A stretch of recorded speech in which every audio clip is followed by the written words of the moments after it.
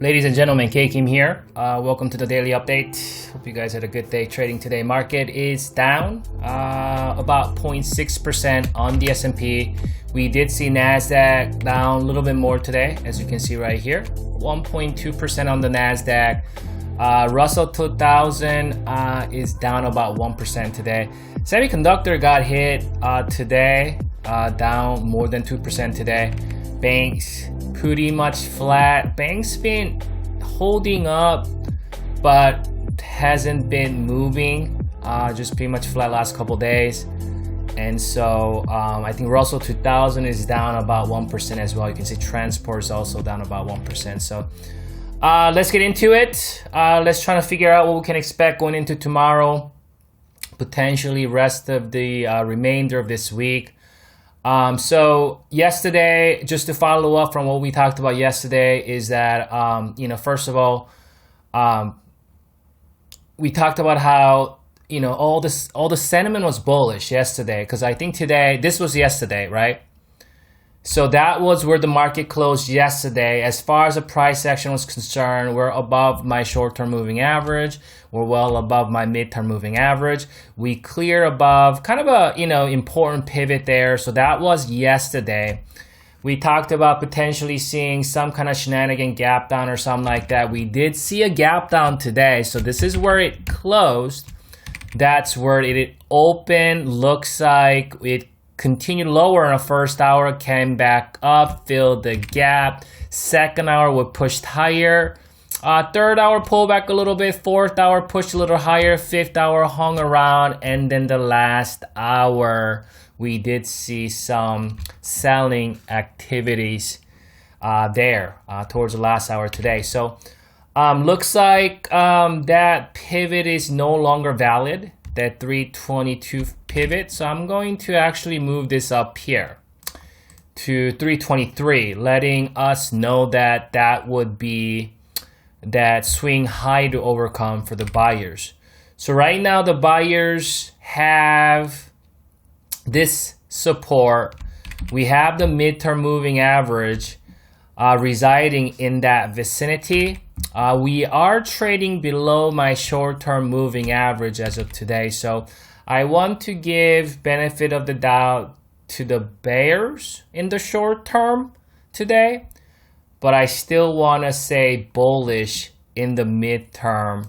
As you can see here, as you know that when we have the rising midterm moving average, we want to continue to give benefit of the doubt, right? Until we see that moving average crossing or curling back down. We don't see that as of today. That means overall trend is still bullish. So going into tomorrow, our posture should still be overall bullish with short-term, micro-term bearish sentiment. But keep in mind, short-term sentiment is going to change back and forth quite a bit.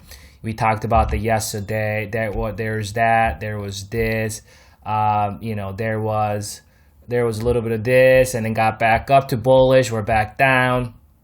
So in a short-term sense, that sentiment is going to change quite a bit back and forth. So we want to understand what it looks like in the midterm.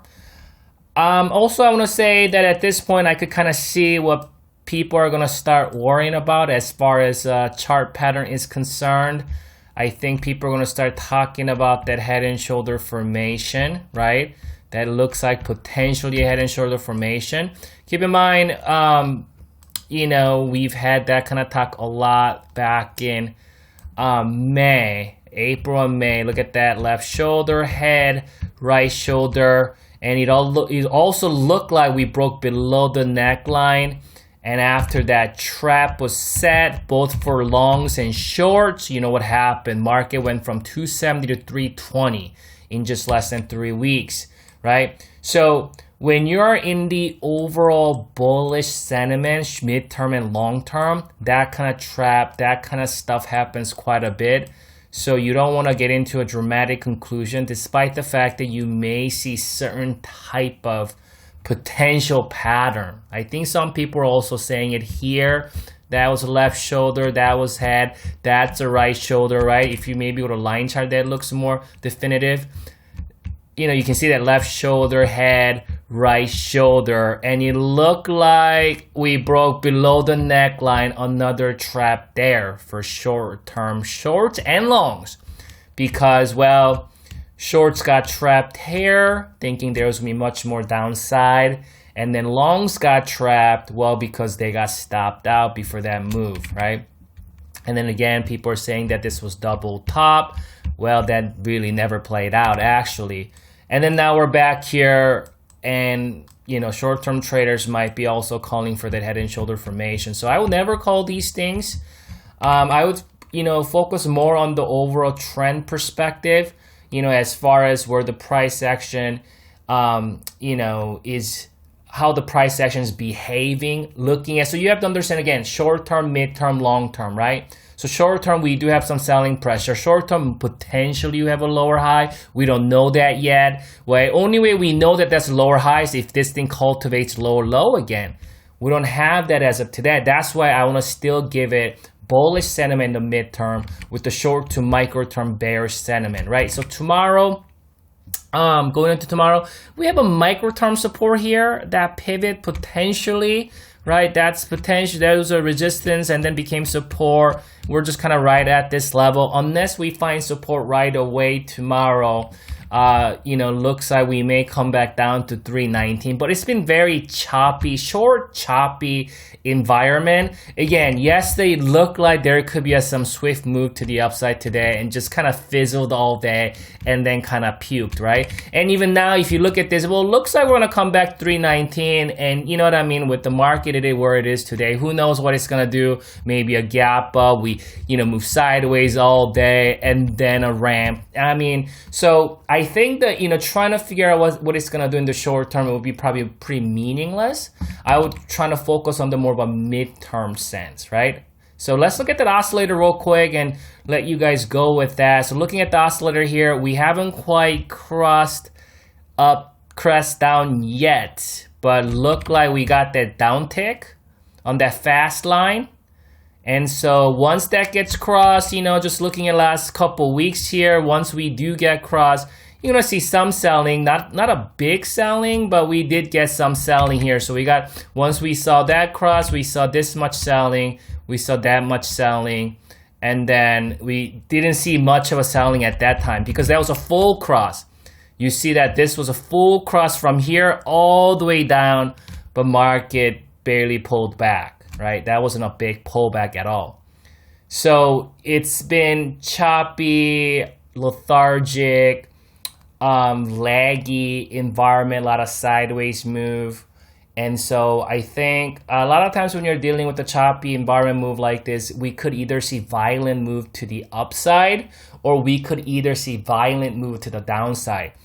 And a lot of times when things get choppy like this, traders get very, very impatient.